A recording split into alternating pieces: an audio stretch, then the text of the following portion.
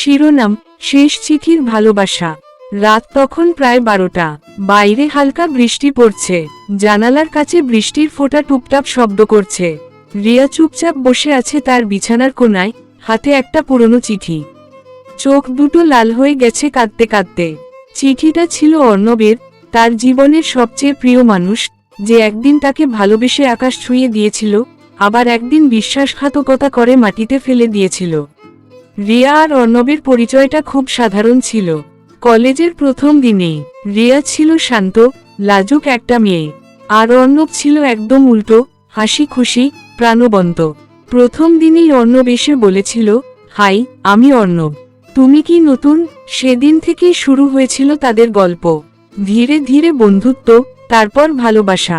অর্ণব রিয়াকে প্রতিদিন বলতো, আমি কখনো তোমাকে ছেড়ে যাব না, তুমি আমার সবকিছু।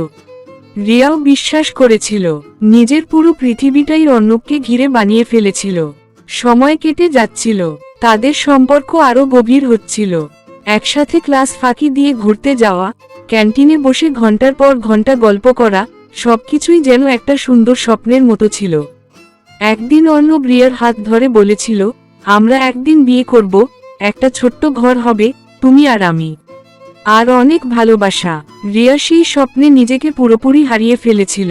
কিন্তু সব গল্প তো আর সুখের হয় না। হঠাৎ করেই অর্ণব বদলাতে শুরু করলো।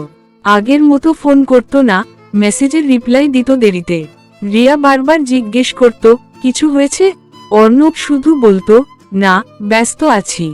একদিন রিয়া সিদ্ধান্ত নিল, সে হঠাৎ করে অর্ণবের সাথে দেখা করবে। সে চলে গেল অর্ণবের প্রিয় ক্যাফেতে।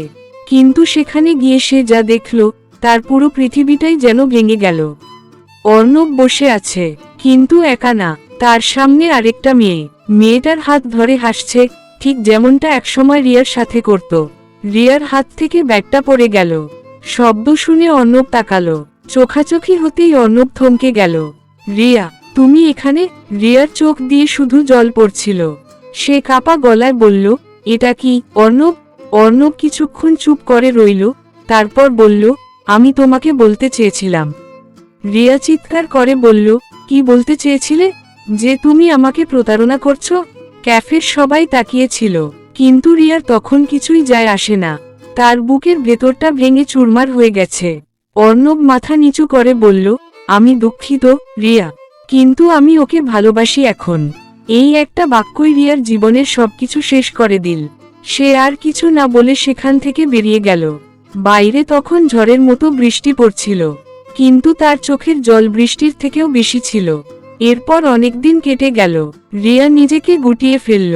কারো সাথে কথা বলতো না, হাসতো না। তার পুরো পৃথিবীটা যেন থেমে গিয়েছিল।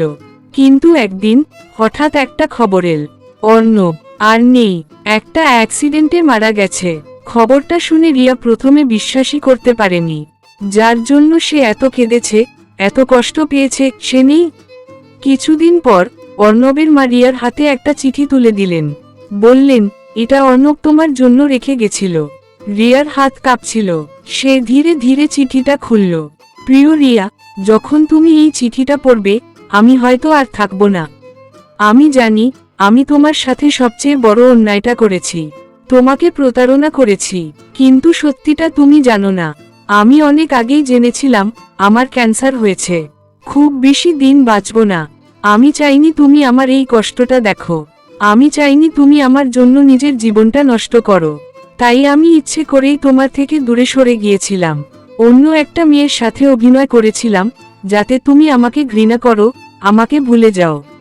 আমি জানি, আমি তোমাকে অনেক কষ্ট দিয়েছি, কিন্তু বিশ্বাস করো, আমি আজও শুধু তোমাকেই ভালোবাসি। তুমি ভালো থেকো রিয়া, তোমার হাসিটা যেন কখনো না থামে। ভালোবাসা রইল, অর্ণব। চিঠিটা পড়ে রিয়া নিঃশব্দে বসে রইল। তার চোখ দিয়ে জল পড়ছিল, কিন্তু মুখে কোনো শব্দ নেই। সে বুঝতে পারল, যে ছেলেটাকে সে বিশ্বাসঘাতক ভেবেছিল, সে আসলে তাকে সবচেয়ে বেশি ভালোবেসেছিল। রিয়া জানালার দিকে তাকালো। বাইরে আবার বৃষ্টি পড়ছে। সে ফিসফিস করে বলল, তুমি আমাকে ছেড়ে যাওনি অর্ণব, তুমি আমাকে বাঁচিয়ে রেখে চলে গেছো। তারপর সে চিঠিটা বুকের সাথে জড়িয়ে ধরল। আর সেই রাতে বৃষ্টির শব্দের সাথে মিশে গেল একটা মেয়ের নিঃশব্দ কান্না আর এক অসমাপ্ত ভালোবাসার গল্প।